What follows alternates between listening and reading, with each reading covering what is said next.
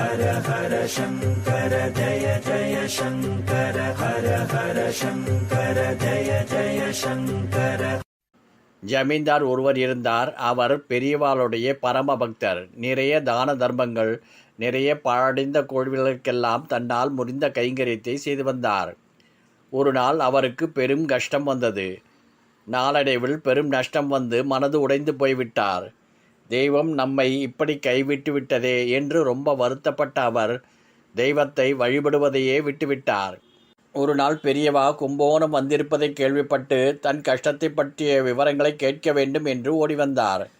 பெரியவா அவர் வந்த விஷயம் தெரிந்து, என்னாச்சு உனக்கு, ஏன் இப்படி இருக்கே, சரி ஏதோ சொல்ல வந்திருக்க சொல்லு. பெரியவா, நான் எவ்வளவோ நல்ல காரியங்கள் பண்ணியிருக்கிறேன், எனக்கு ஏன் இந்த சோதனை சொல்லுங்க.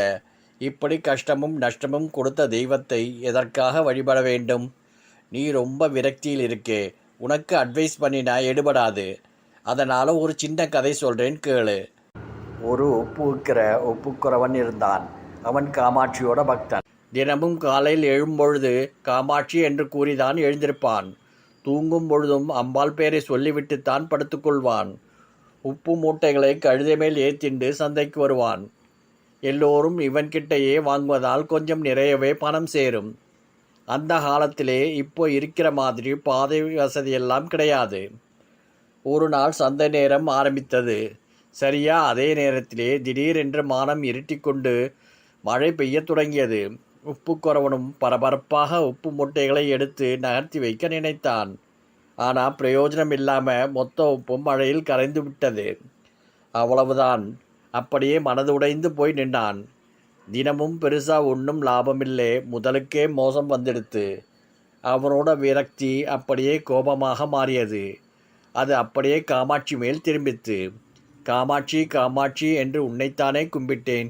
பக்தன் காய போட்ட நெல் நினையக்கூடாது என்பதற்காக வேலையெல்லாம் கட்டினார் பரமேஸ்வரன் என்று சொல்வாளே, அதெல்லாம் கூட பொய்யாகத்தான் இருக்கும்.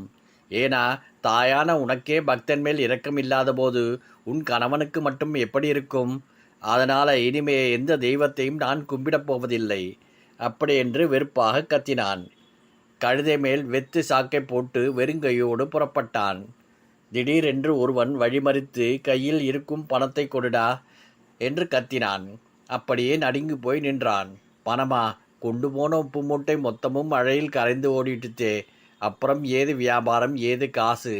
இன்னைக்கு நீ தப்பிக்கணும்னு சாமி நினைச்சிருக்கு, அதனால் பேச்சு போ என்று கூறிவிட்டு ஓடிவிட்டான். இன்றைக்கு மட்டும் மழை பெய்யாமல் இருந்து உப்பு வித்த காசோடு நாம் வந்திருந்தா உசுறு போயிருக்கும். நாம் கும்பிடுற காமாட்சி தான் நம்மளை காப்பாற்றியிருக்குன்னு புரிஞ்சுண்டாவன். இப்போ சொல்லு, உனக்கு தெளிவு வந்திருக்குமே. ஜமீன்தாருக்கு தான் செஞ்சது தப்பு என்று புரிந்தது. ஏதோ ஒரு காரணத்தினாலே இந்த கஷ்டம் வந்திருக்குன்னு புரிந்து கொண்டார்.